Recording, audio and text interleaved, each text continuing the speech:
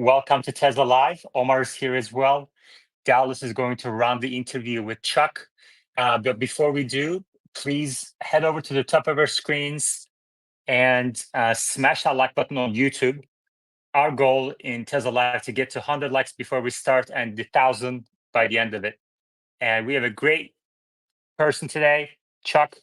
Good to have you here. Omar is here as well. Jimmy, Dallas, JC, Uzi, welcome everybody. I hope you all had a great weekend. Um, Chuck, let's start with you. Dallas asked you to join here after watching your video. Dallas, would you like to maybe give us an overview first of what you saw in the interview? Yeah, I actually just wrapped up watching that video.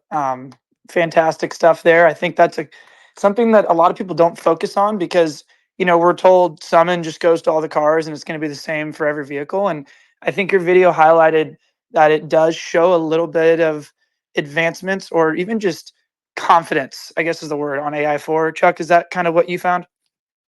Yeah, and since I see him in the audience, AJ's here too. Shout out to him. He's the one that keeps pushing me sometimes to do these hardware 3 and hardware 4 comparisons. Um, that, rendering, all of these cameras. Sometimes I just think about how much work it is to do, and I'm just like, there's just no way I really want to do all this.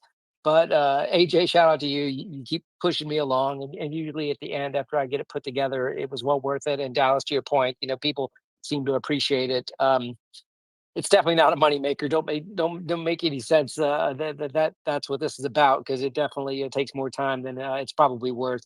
But it does show some very important things, and I think that's important for FSD owners and Tesla owners, or even shareholders, or anyone trying to understand where Tesla is on their FSD journey. And there's so much, I don't want to say concern, maybe concern is the right word, concern over the future path of hardware 3, hardware 4, and even on the earnings call with Elon kind of, committing to do upgrades if required on hardware 3 if they can't get there. I think that is an important statement for hardware 3 owners to hear. But I'll also say there were owners prior to hardware 3 that were promised that same thing too, and are probably left out in the cold a little bit with this latest one. But I think we're going to continue working down this path for long enough that there might not even be a whole lot of hardware 3 cars, that haven't been upgraded. We'll see. But the purpose of this was to talk about actually Smart Summon and to kind of do a side by side, because actually Smart Summon on version that the AI4 Model Y has, 12.5.6.1, is really pretty good.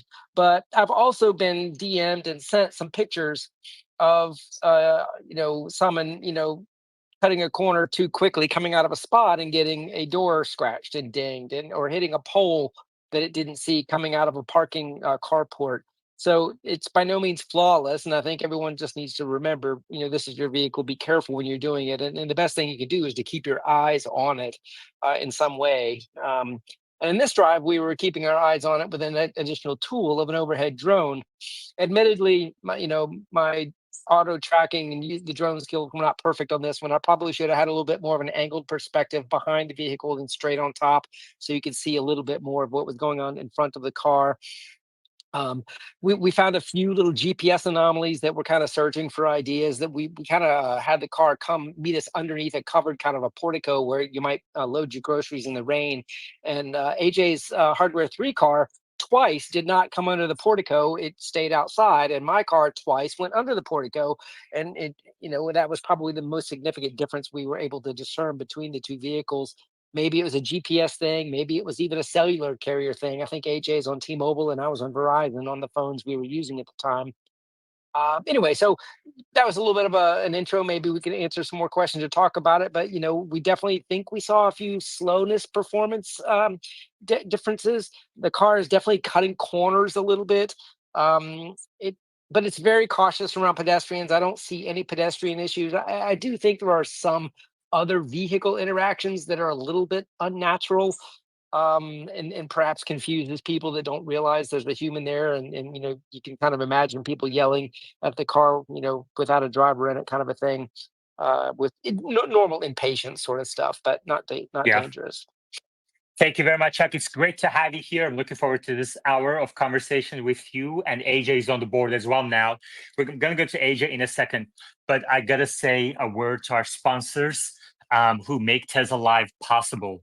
And especially Paymore today. Paymore is upgrading me to a MacBook Pro so that I don't have to put ice anymore on my laptop to keep the laptop cool so that we don't have any issues. So Paymore is a great sponsor of the space. Let me say a quick thank you. Tesla Live is proudly sponsored by Paymore, your trusted destination for buying, selling, trading, and recycling electronics. At Paymore, you can buy the latest gadgets at great prices, sell or trade your used electronics for cash or store credit, and recycle your old broken devices responsibly, helping reduce electronic waste. And Tesla Live is proudly sponsored by Joa, your go-to source for premium Tesla accessories. At Joa, you'll find innovative charging solutions, stylish interior upgrades, protective gear, and cutting-edge tech add-ons. Use promo code TSLA Live at checkout to receive a special discount on your next purchase. Thank you, Paymore and Joa, for sponsoring Tesla Live and Tesla Community. All right, let's go to AJ. And in the meantime, if anybody has questions for Chuck, AJ, Omar, Dallas, we have a number of people who have used and tested intentionally Smart Summon, actually Smart Summon. So this is the time to do it. And let's go to AJ. AJ, how are you? Oh, yeah, man. How's everything? Good. What did you think about what Chuck said earlier? It definitely what Chuck said is everything that I concur with that. And if I was to just add anything to it, it's just the additional nuance of fact. It was very telling that the Hardware 3, my car, was very very much tellingly more cautious in addressing some situations where, let's say, if it saw a vehicle coming in, encroaching it as it approached the T junction to make a left, and also when there were pedestrians around it. It just generally seemed much more cautious. And we started our testing first, and it seemed like it was a placebo that maybe my car was slower, a little bit less confident and fluid, and as Chuck's. But then it became very clear after that that yep, there is a distinct difference. And we were always like having to kind of keep up with the Chuck's Model Y because it just kept going to the destination without any hesitation and a lot of confidence. And Harbor 3, which is my car, did kept on having to exhibit some, jerkiness, slight that I could only interpret as it being proceeding a little bit cautiously, more cautiously than Hardware 4. Very good. Thank you, AJ. Omar, go ahead. But I was reading the description of the video when I was watching it, and wasn't Chuck's car also running a later version of the software? Yeah, it was two different versions. I'm 12.5.6.1, and AJ, I believe, correct me, you were 12.5.4.1. So it's definitely not the same software version. That's another issue there. Not issue, but difference. Yeah, so obviously 12.5.6.1 is not available for Hardware 3 yet. So there would have been no way to compare Hardware 3 and 4 with the exact same version. But assuming that they do eventually get Hardware 3, 12.5.6.1 working, then the performance might be also less hesitant.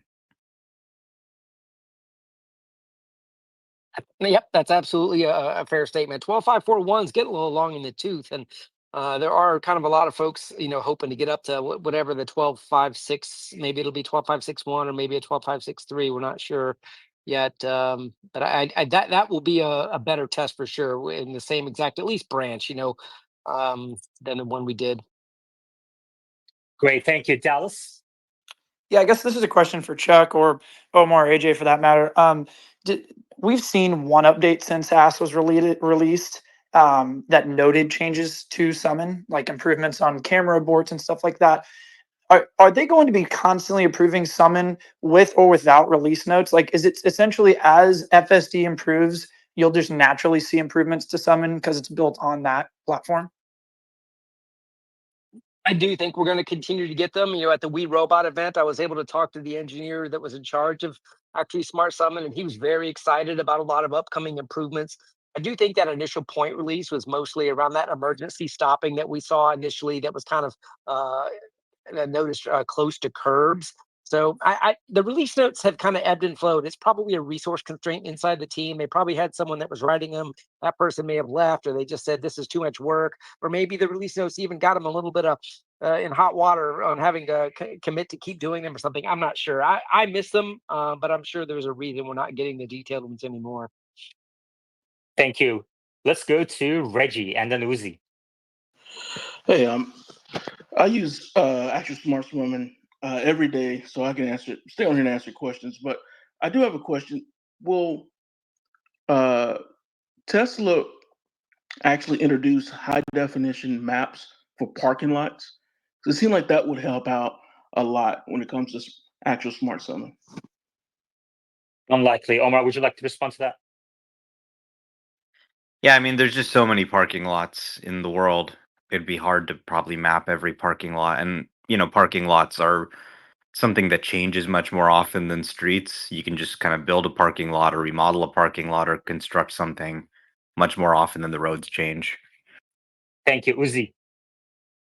Yeah, I have a kind of silly question, but I was wondering if you gave Smart Summon an impossible route, how does it communicate with you?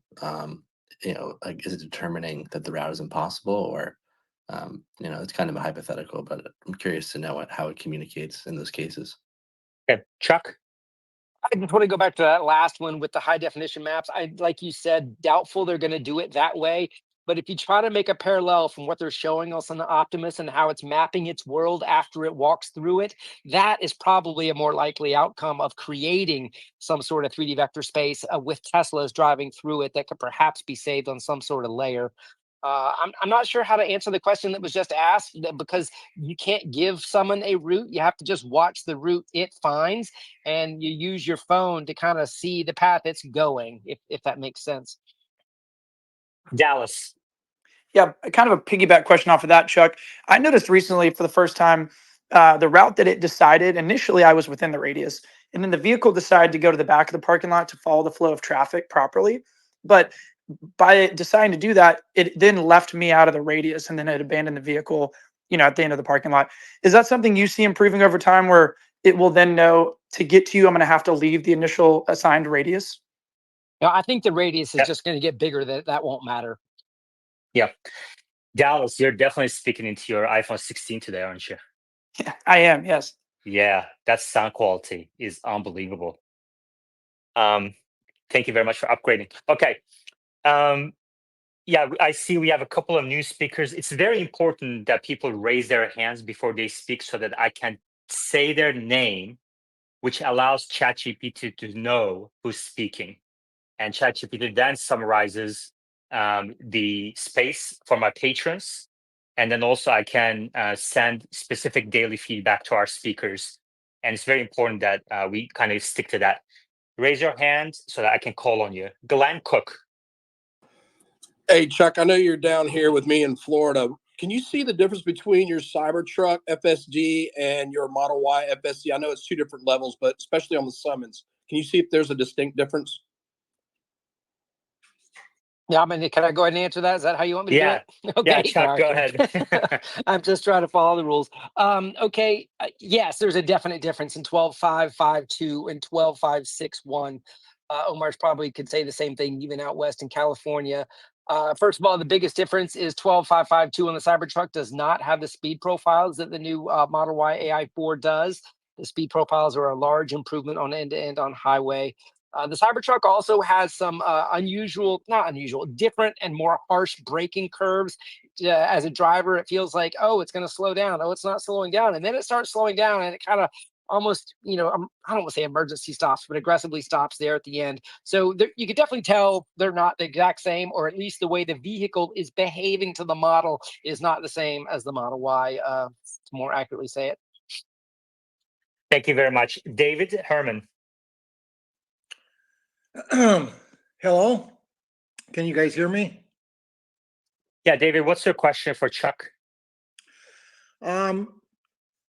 Maybe you guys have spoken about this, I'm not sure, and I just kind of logged on, and I just was given the release to full self-driving just recently, and it's another trial version. And all I can say is I'm just totally blown away by how it is now, and makes me feel like it's really tempting to just subscribe to this. This is just so remarkable, and doesn't seem like enough people are talking about it with the politics and everything going on. So I'm just kind of talking about that. But one of the couple of the questions I have is, can can we discuss on, when I start off on my full self-driving, I can actually put it in right from my driveway and go to a restaurant or whatever. And it's so good right now that I feel like I could just sleep in the car because it's just that good. But Yeah, we in my, can ask. Okay, we can ask Chuck if he believes. Thank you very much, David, for the question. Chuck, do you think you can sleep in the car today? No. While there are times it can lull you into that, specifically in the middle part of the drives, there are just enough occasional scary interactions that could be dangerous for you and your vehicle. So not yet. Thank you. Yeah, Machine, always welcome. make How are sure you? to pay close attention. Definitely. Yeah. By the way, I did a test drive. We're going to talk about this later on in the second half. I always bring my friends to test drives and test FSD and different models at the same time. And this was a no nag FSD. So we're going to talk about it in the second half. In the meantime, we just reached 100 likes on YouTube. Thank you very much, everybody who take action to support Tesla Live through the link at the top of your screens. We reach 100. Our goal is to get to 1,000 likes. All right. Machine, welcome. How are you? Well, I'm enjoying the comedy here of people thinking that they're going to live if they just close their eyes and let this thing drive them. The thing Yeah. is, they will live. That's the part that is confusing to people. They will, but maybe 1 out of 1,000 times or something like that, they wouldn't. So you have to watch. But that number is getting smaller and smaller. Yeah. Machine, it sounds like you would live for a few days before. God, like, just run for governor, Omar. Just get it over with. You're such a politician. It's insane. Your immediate ability to pivot things in No, I real mean, time. it's just a Machine, fact. right. You know, You just Yeah, said it you you is would a could fact. live survive one drive for a probably. few It's not days. Guys, smart. all right. I'm losing Unbelievable. control. I'm losing control. ChatGPT is deducting points from my moderation ability. Okay, therefore, I'm going to step in. ChatGPT, please forgive me. Machine, you are warned. This is your first warning. What's your question to Chuck Cook? My question for Chuck is, if you were a fighter pilot going through a mountainous terrain where you need near instant reaction, and you had to choose between the robust, high perception, high compute of hardware 4 and the laggy, unreliable hardware 3, which would you choose? Well, that obviously is a baited question, but I understand the point, and anyone putting their life or the lives of others in harm's way would want the best equipment available, which is why I like to bring up sensor suites and I like to talk about things. A vision only system in my mind is a solvable problem, but it's not as superhuman as perhaps other sensors could make it, especially with fog, mist, smoke, other sort of things. Sandy Monroe likes to talk about infrared as another sensor capability. So obviously, the more the better if the problem can be solved, but that isn't necessarily the best case for a scalable large fleet that Tesla is trying to achieve here. So, a fighter pilot and a jet and a fleet of millions of vehicles is not an exact comparison. You might even make that argument better to a small fleet like Waymo to a fighter jet because there's small numbers there. Thank you, Chuck. Let's go to Jimmy. Chuck, what is the actual hardware difference between 3 and 4 for actual smart summon? Hardware difference is the computer cameras are 5 megapixels. There's more RAM on the PCB, things like that. Is that your question? It's basically the computer has a much more robust chip, more RAM, and higher definition cameras. Thank you, Chuck. And thanks, Jimmy, for the question. Dallas. Yeah, Chuck, while we're on the topic of hardware 3, do you feel that hardware 3 has reached the end of its runway, or do you think that there's more time down the road for them to keep improving on hardware 3? No, hardware 3 cars are going to be an amazing system. We don't know where the end of the road is yet. 12.541 or even 12.56 is not going to be the end of hardware 3. This problem is going to continue to evolve. I do think there are going to be latencies or RAM issues or compute inference capabilities that are just not going to be the same. I think the biggest difference to me that nobody talks about is a 1.2 megapixel camera is nowhere near the resolution of a 5 megapixel camera, which equals range when you're using vision as your range measuring techniques. And that, the eyes, they said something like 50 megapixels. So there's just a long way to go here. So hardware 3 will continue to be a great car. I don't think it will be a robotaxi. That's a personal opinion, but there are many, many people that disagree with me. Wow. Well, Machine agrees with you, that's for sure. He's been saying here for years that he doesn't think hardware 3 is going to make it to robotaxi. Machine, have you is that accurate? Looks like Machine checked out. All right. If you have any questions for YouTube, for Chuck Cook on YouTube, feel free to drop in live chat and I'll read it out to you, Chuck, here. Machine? Absolutely. You know my stance. I've said the same thing for a few years for a variety of reasons, and Chuck clearly elucidated another reason. It's not just compute, it's the camera resolution, where for most situations, of course, I do believe the hardware 3 cameras are sufficient. But we're talking about very rare edge cases that these conditions may change and you may need to see further, or there may be some occlusion or some weird sun artifact that causes issues with resolving the speed kinematics of an object with high confidence, and having higher camera resolution may overcome that. And those sort of cases are the ones where accidents may occur, and simply the rate of accidents may be too high. We don't know, but those are things that may happen. Thank you. Is someone vacuuming in your house or is there some construction going on? There is gardeners outside with their obnoxious gas combustible engine leaf blower. Yeah. Okay. So you're not like trimming your leg hair or something. Okay. Dallas. Yeah, Chuck, last question for you that I've kind of had prepared here. Do you feel that the current sensor suite being, I guess, current being AI4, do you feel that that will be the hardware suite that Tesla achieves unsupervised, full self-driving, regulatorily approved in the US? And if you don't, when do you think that will occur? I've been saying the same thing for 3, 4 years now. I'm not going to change my opinion that I don't think that hardware 3 or hardware 4 is going to allow the removal of a driver unless Tesla chooses to constrain the operational design domain. I've given that exact same answer for years now. And when I say constrain the operational design domain, the world is a big place. I just don't think we can say it can go anywhere with this hardware because it is not a superhuman hardware suite with its relative mitigations to high-speed cross traffic. High-speed cross traffic is an example of an unprotected left-hand turn where the cars are approaching it faster than 50 miles an hour. A 5 megapixel camera only has a couple of pixels at the stated ranges of the cameras in order to perceive distance without the benefit of any parallax. Those are just risky things to remove the driver. It is going to be an amazing ADAS system, and I can't wait for it to continue to get better and better and better. To put somebody in the back seat in an unconstrained domain, I think it's going to require some additional something. Now, they didn't put any additional something in what we saw on the Cybercab. So Tesla obviously feels I'm wrong on this, and I'm going to enjoy watching the journey because I'm right in the middle of it with all of you. So I'm not going to give you a time. They've obviously stated next year they think they're going to get there safer than a human. I believe they said second quarter next year.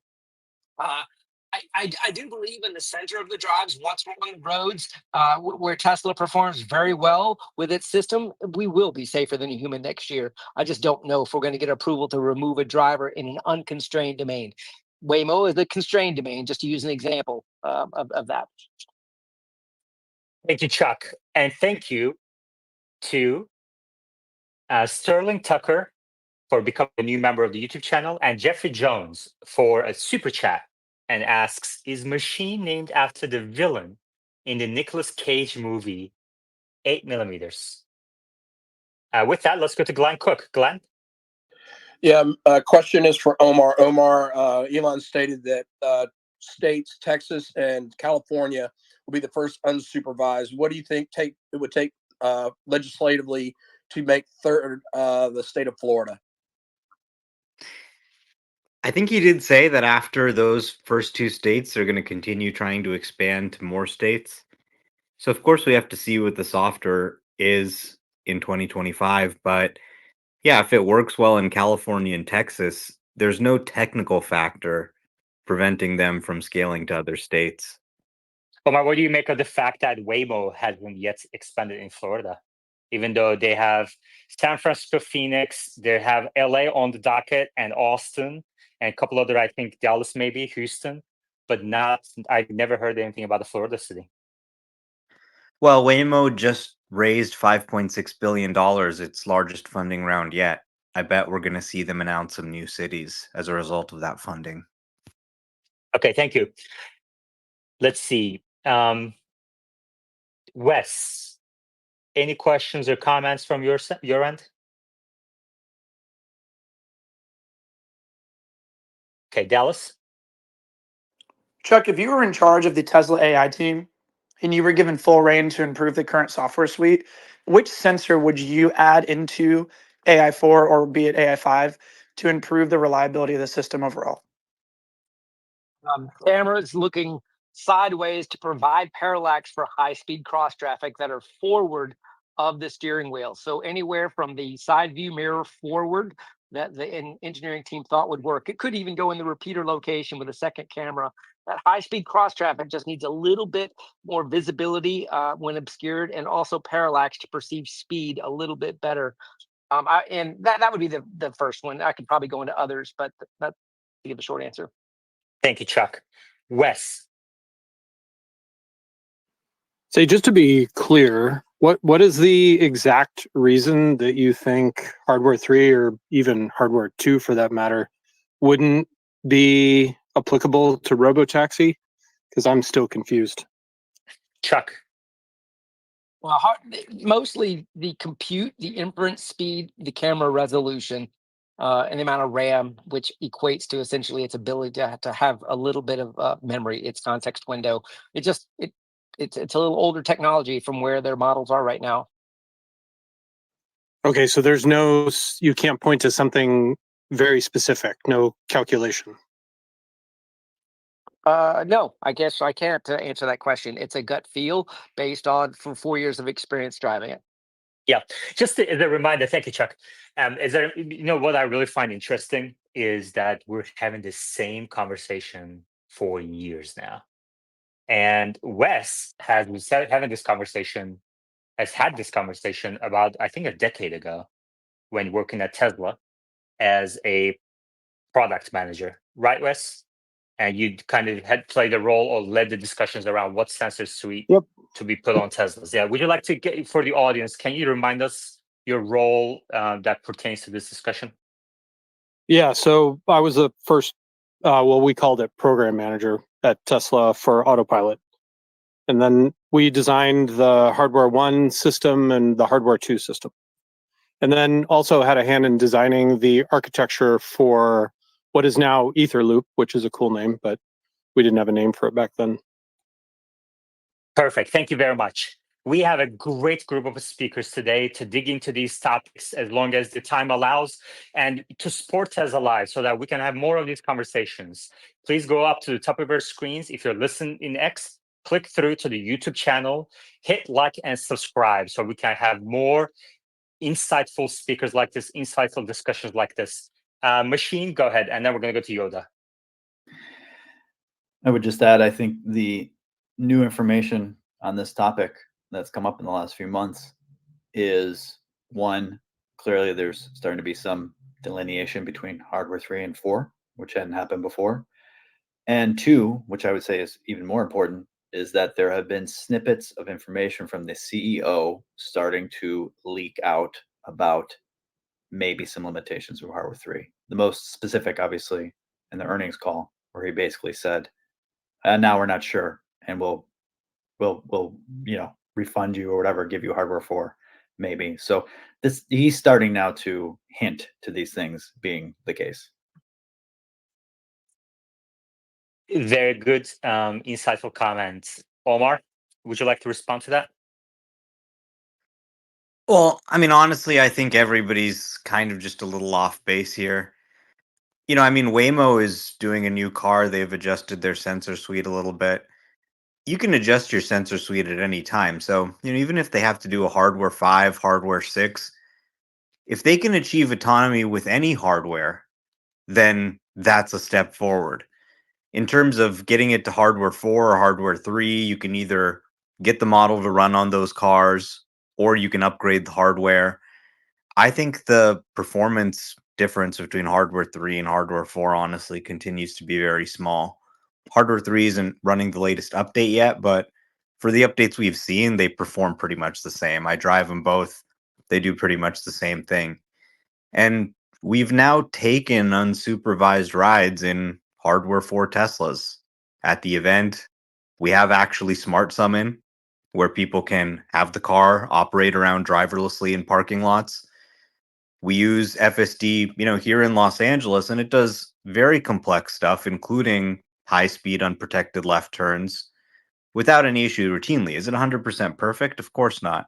There's still some times that you have to take over, but I think it's really sort of a proof of concept that this can work when it's taking you around all day in a really complex city and not making any mistakes.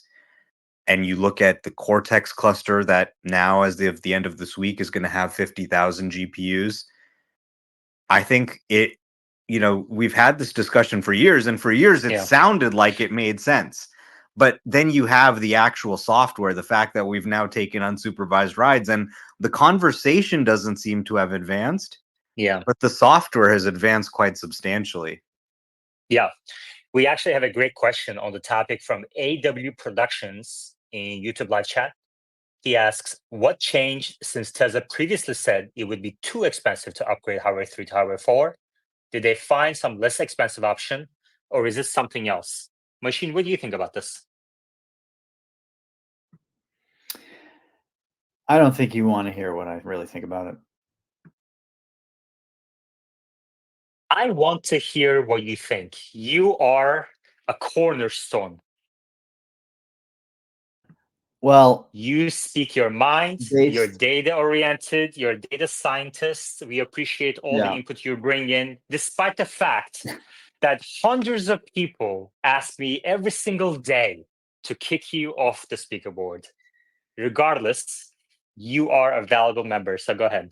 Well, thank you. I would say, based on conversations I've seen people having about what it would take to go from hardware 3 to hardware 4, is that it's not a simple plug and play, that either the power source is different or the cooling source is different, and that it's more involved. So it'd be a more costly swap, and which is why previously I think Elon said that was not possible.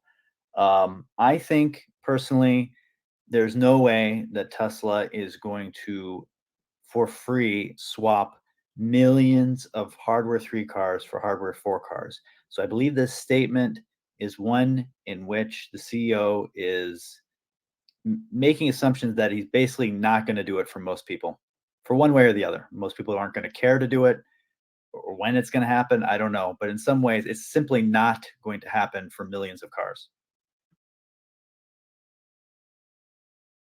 Thank you. Yoda.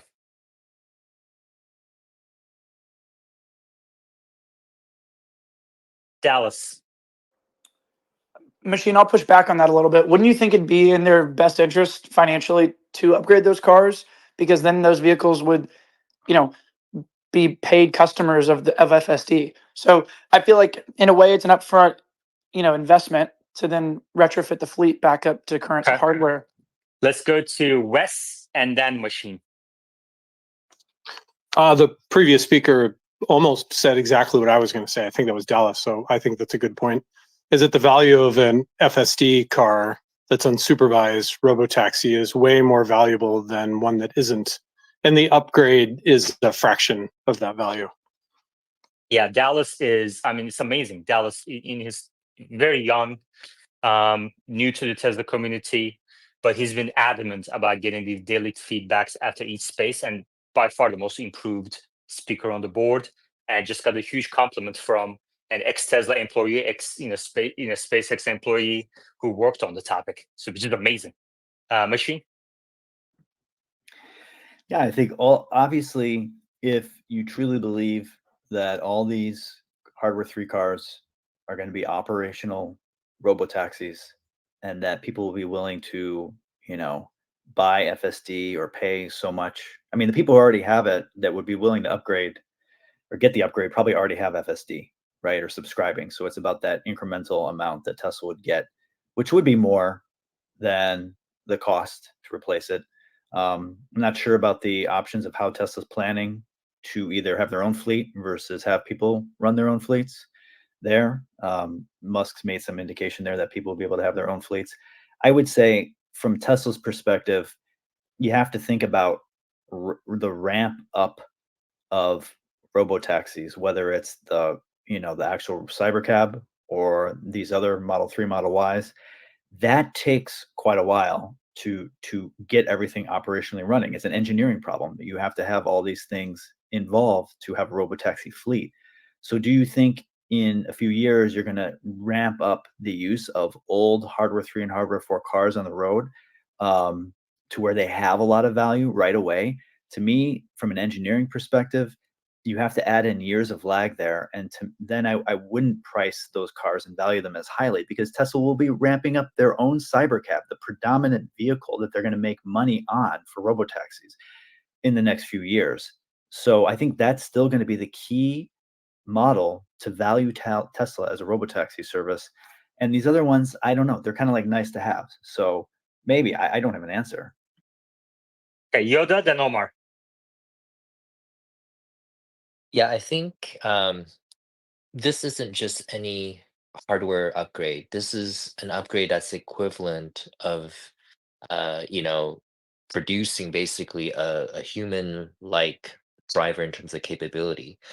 So, machine, I don't know if what you estimate the cost to be, but replacing, let's say, the onboard inference computers, the cameras, there's a certain number, 10, 20K. But uh, if you think about it from a customer's perspective, they're paying some sort of a monthly lease. Now, if there's some sort of a trade-in offer, essentially for Tesla to lock in that owner to continue leasing for another, say, 4 years or 2 years, whatever remains, then that car could be taken back by Tesla. Now, the cost of upgrading that car cannot be more than producing a Cybercab. And so obviously they need to, come up with a process and a line to do that effectively, efficiently at scale.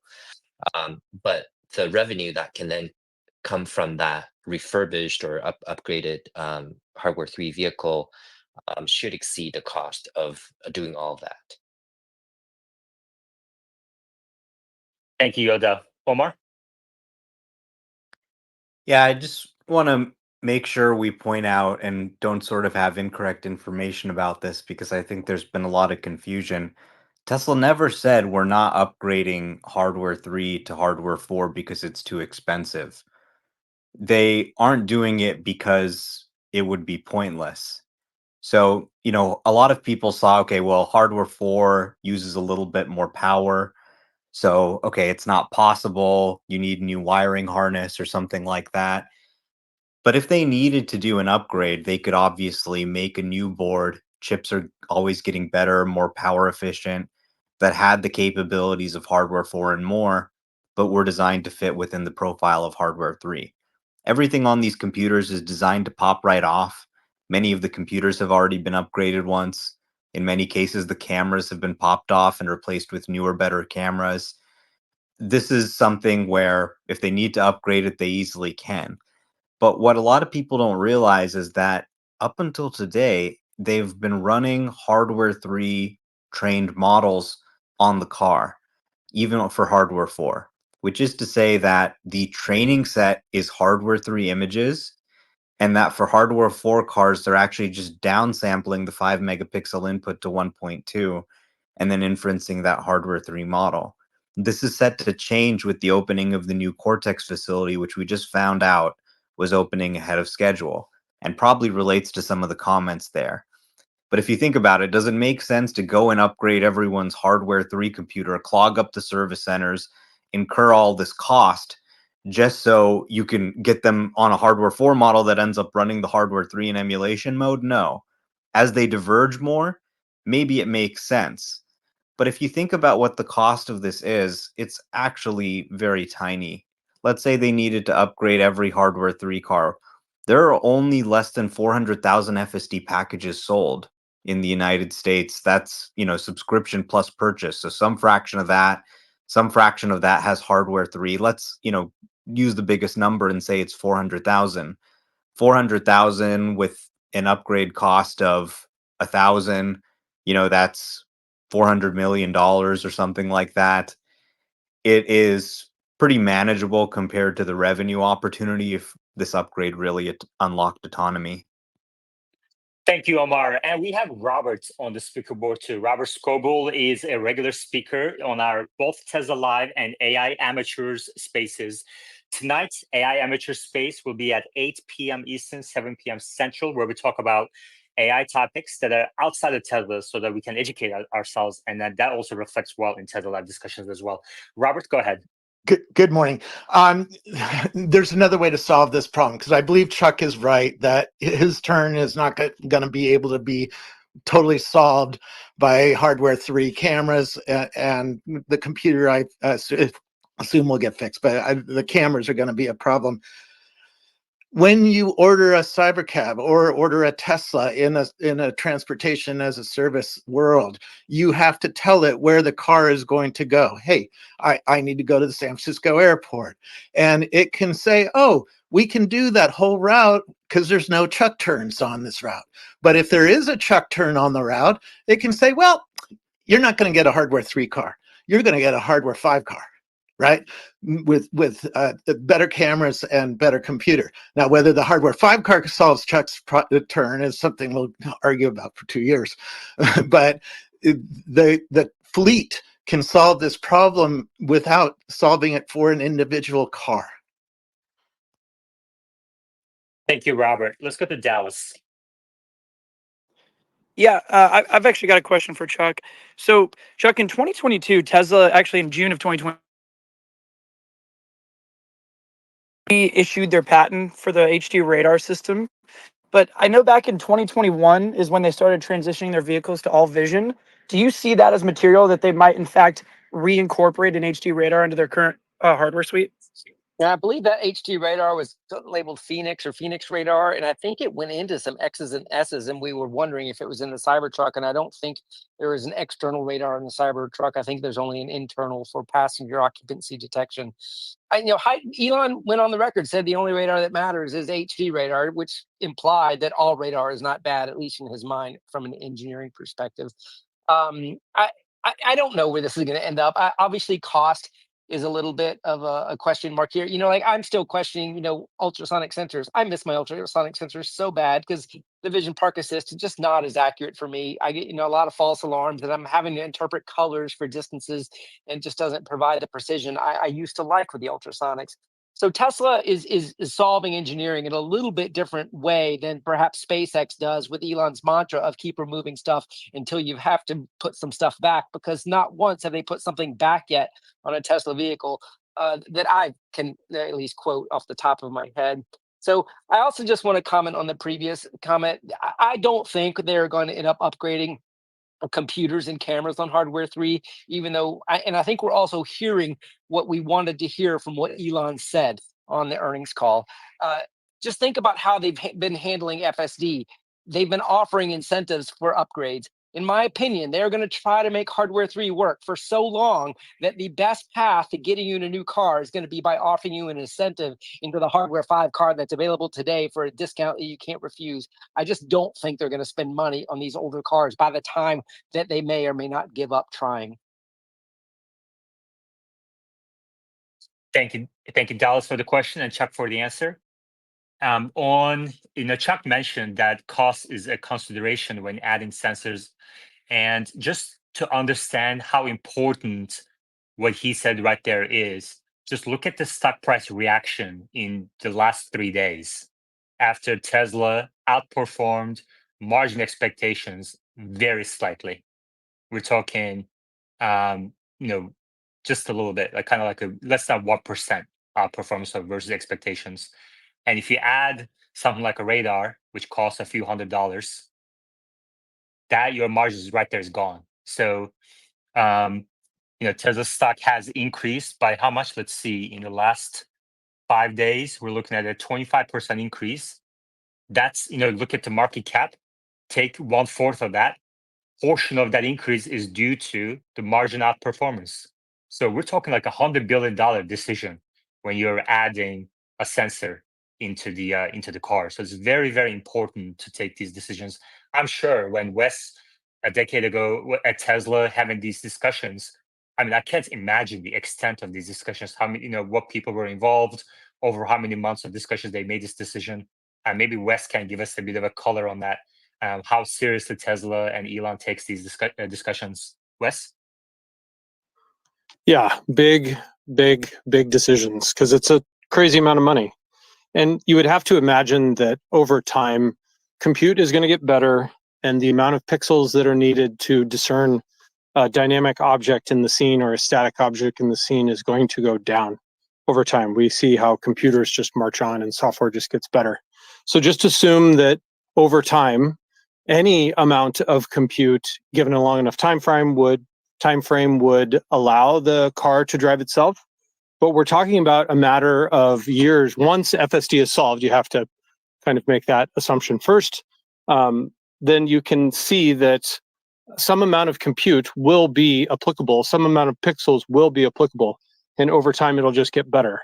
So when we made this decision to go with what we had, the amount of pixels that we had was largely not going to work. But we knew that the software was going to get better over time.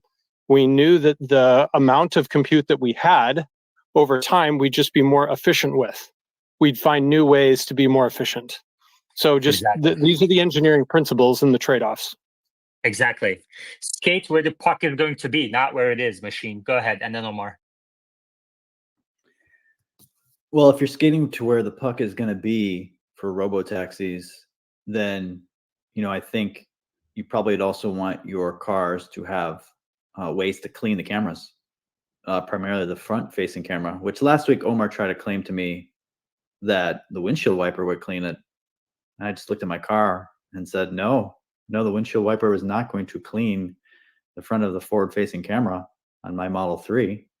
So I'm pretty sure that's the same for Model Ys as well. And this sounds like a very stupid little thing, and it may be, but if you're going to have a car actually be a robotaxi and have a fleet of them, when it rains or something gets caught in a bunch of cars, they can't all just stop in the middle of the road or all park on the side of the road and wait for a Tesla service person to come rub his ass on the cameras to get them clean. It's just not scalable.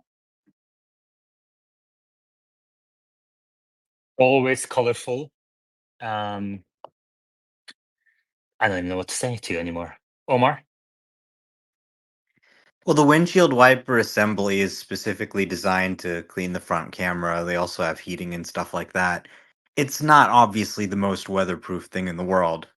There could be additions that could be made to make it even better. But for a reasonable range of conditions, certainly most conditions here in California, I don't think they'll have any problem giving unsupervised rides. They may need to limit the ODD in inclement weather unless they outfitted it with additional hardware. I don't know. But if we can even just get it working in acceptable conditions, I'll consider that a win. But, it's interesting with, Chuck Cook's left turn. We've seen since the program started 4 years ago, it couldn't make that left turn at all, right? Nor could it make unprotected lefts here in California. We've seen obviously enormous progress in what the performance of the system is in situations like that. And I mean, do we think that progress is just going to stop? I mean, I think probably it will get to a place where it is above human levels of safety, maybe, within a few years. I think that, I don't know, the car just has kind of an uncanny ability to read things. Um, Obviously, you need to see traffic, high speed traffic, but increasingly the cars are actually talking to each other too. So maybe able to hear from another car that's actually coming and, hey, yeah, you've actually got a gap. And that's how it'll actually start to exceed human levels of performance, as well as, just improvements in the model. I think the model will continue to improve. And then, to say, well, hardware 3 will never be able to do it or hardware 4 will never be able to do it. I think if a car approaches Chuck Cook's left and determines it's too difficult, there's too much traffic, I mean, it really wouldn't hurt to just turn right. The person will be on their phone. They won't even notice that you turned right and made a U-turn or made a few right turns to get them to their destination. Thank you, Omar. Wes. Sorry, I'm going to need a minute. Okay. Any other questions for Chuck? Please request to speak. Now is the time. Chuck Cook is in space today. He's answering questions on Smart Summon, Hardware 3 versus Hardware 4 video that he just put out. And AJ, he's here as well, who helped him along with that. Edward, earlier you had your hand up. Do you have a question or comment? Yeah, absolutely. I have a question for Chuck, but first I want to say I watch every video that he makes as well as like Omar's videos, and I think it's important to share and like their videos as well as this space because it helps the community get stronger and learn how to use FSD properly and safely. But anyway, when it comes to Chuck, I see that you have the Model Y hardware 4 and the Cybertruck hardware 4. I have the 3 hardware 3 and the Cybertruck hardware 4, and I've noticed a radical difference between the two. Are yours close to the same with the Cybertruck and the Model Y, or do you see any dangerous differences that I should be aware of? We talked about this a little bit. I'll just recap. There are definitely differences. The Cybertruck is new, and there's a lot of thought process on how this foundation model is being created, whether or not it's vehicle specific or agnostic, and then being essentially ported to different vehicles. It feels like the Cybertruck is driving with a model that was designed for another car, and there's some translation errors, perhaps radius of turn, braking curves, things like that that are different. I don't want to say anything is dangerous. The Cybertruck is obviously a much larger vehicle, and depending on your comfort driving a large vehicle, you need to be careful about your rims and your curbs and your angles. The initial releases had it going into the wrong lane. That seems to have been fixed, but it has run red lights for me. So I'm still kind of like curious why this is happening, and I haven't been able to pinpoint it in my own mind why. So be diligent, drive safely, right? We're all supervisors here, and our supervision safety is honestly got the hands of the program in our hands. Thank you, Chuck. And thank you, Edward, for that shout out. Dallas and then Uzi. Yeah, Chuck, I got one last quick question for you. First of all, thanks for joining today. We all really appreciate your insight and your knowledge on the topic of FSD and Summon. I guess my question for you would be on Summon. We talk about this a lot. It's kind of a question we all ask in here. Do you feel like in its current state, it is more of a party trick or an advantageous feature of FSD? And then if so, what would help it become less of a party trick? Like Apple Watch integration, things like that. What would help it become less of a party trick? Um, it is a party trick if you don't take it seriously. If you're showing off, if you're like, hey, watch this. If you're like, hey, hold my beer. Yes, it's a party trick. Don't do that. You need to be able to see the vehicle because it can clip a corner. It can, act kind of in a non-human like way around other vehicles that might be in a hurry, might be in a rush, or might just be assholes. So you can create dangerous situations in that way. So I would say what would make it not be a party trick is a little bit more training, a little bit more human-like behavior, a little bit more human-like speed. I'm a little concerned that our initial release of Banish or Go Park Yourself is going to do great going to find a parking spot, but then it's going to do this 45-second parking job in the middle of a Costco parking lot, and it's going to create kind of some scenarios like that. So we just got to kind of keep it working and be safe around it. Until it is as fast or as good as a human, I think it's a little bit of a party trick. Now, in the rain, in a low dense environment, I think it's going to be a savior to come get you in the rain. There are definitely some good use cases, but if you're doing it to show off, it's a party trick, and I would shy away from that. Thank you, Chuck. Crunch. So, is hardware 3 and 4 supervised good enough for rideshare service? For example, if Tesla and Uber got together to facilitate Tesla owners driving for pay, and would Palo Alto and Arizona Next be a good way to go? Thanks. Chuck, I saw you agreed with that. Would you like to say a few words, Yeah, and then maybe I, Omar? I think supervised, they could do anything today. Matter of fact, they're already doing it in Palo Alto, most likely. They already said they're in California, or, San Francisco Bay Area. I'm guessing are in the Palo Alto area. This ride hail service is serious. We haven't seen any of the software yet, but they showed us some screenshots a shareholder meeting a while ago. So supervised, sky's the limit. They can do anything they want supervised. And I absolutely think it's a great way to go. Now, Great. Omar? Nothing for me. Okay. Uzi. Yeah, maybe this is a FUD point to be exercised out of my consciousness, but I was wondering if there's any legal liability if hardware 3 is not unsupervised and hardware 4 can become unsupervised. Let's start with Machine on that one. I believe the way the contracts are written, that may be only applicable to people who bought FSD before April 2019, and that where they just basically had said your car will be, a robotaxi or able to be a robotaxi. After that, it was basically supervised full self-driving, in which Tesla's already essentially accomplished. So it's pretty clear it's only for the subset of people who bought before that date. Might be an issue. Omar. I mean, in this country, people will sue you for anything. People are already suing them about pretty much anything you can think of.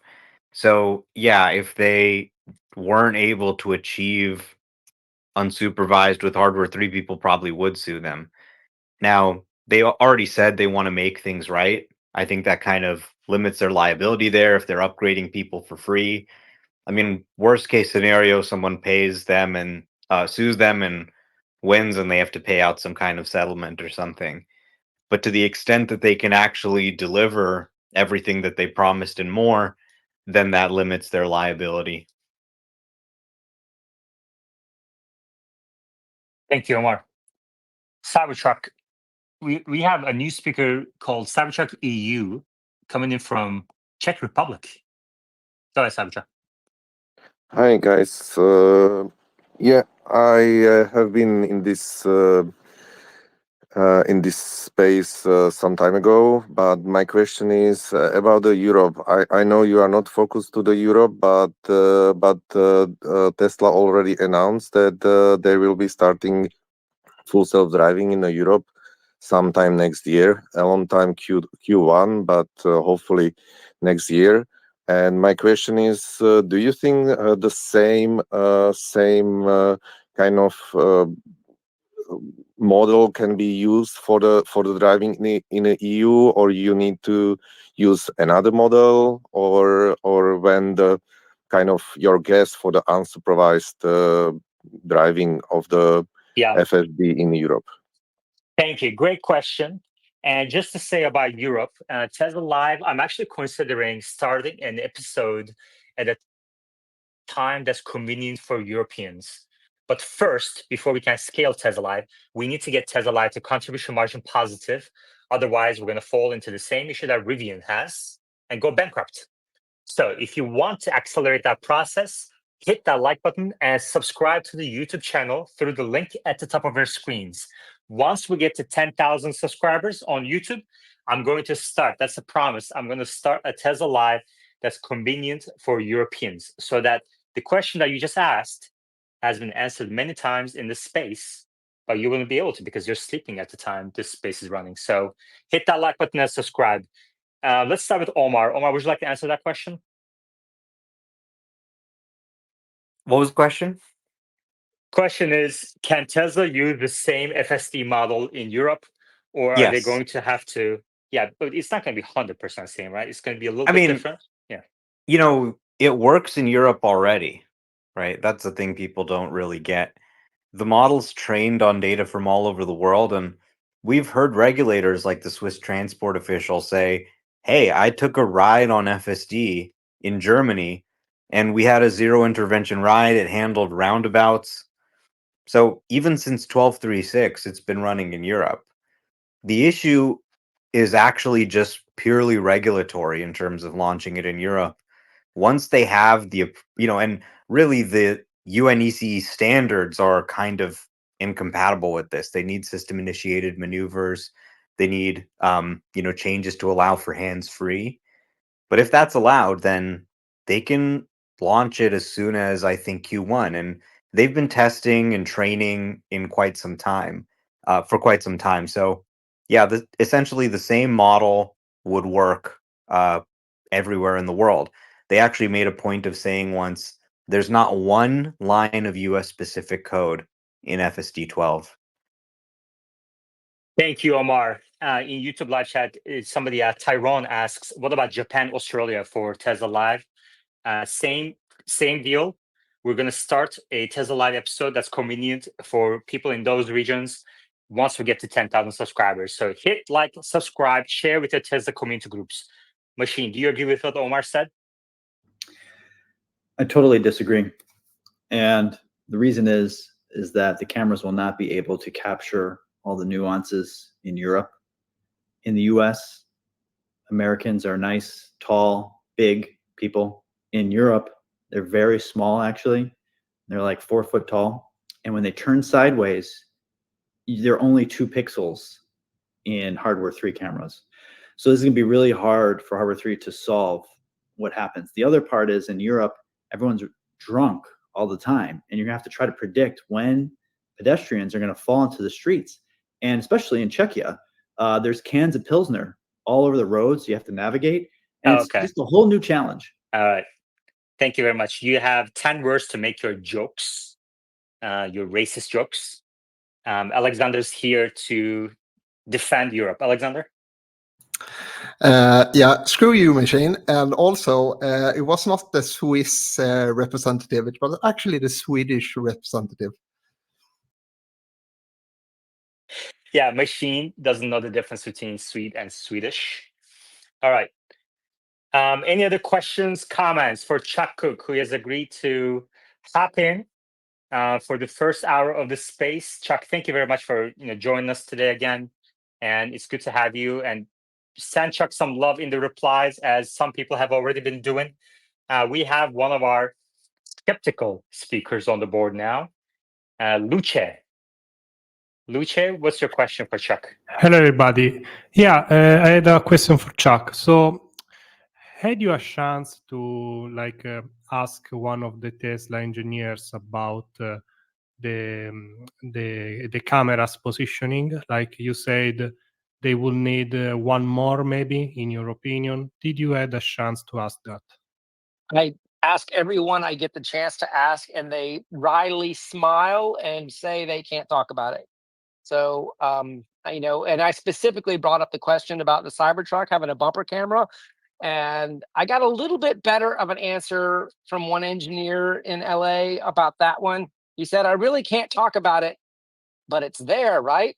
Question mark, wry smile. So that implied to me that perhaps the bumper camera did have a future in the FSD inference model. So the engineers, obviously, I don't want to say they fear for their jobs, but they are given very, very strict boundaries about what they can and cannot talk about. They're all very friendly. They're all very polite, and they all definitely want to have conversations, but within the bounds that they're allowed to speak about. Hey, I'm gonna have to jump off at the end of this hour. Thank you. Appreciate all the nice, hospitable and supportive questions. Thank you. Thank you, Chuck, for hopping in, and you're always welcome to come back. All right, let's go to Machine, who had his hand up. Machine? I just want to verify, didn't the Cybercab also have a front bumper camera? Yes, it did. There you go. Good question, quick answer.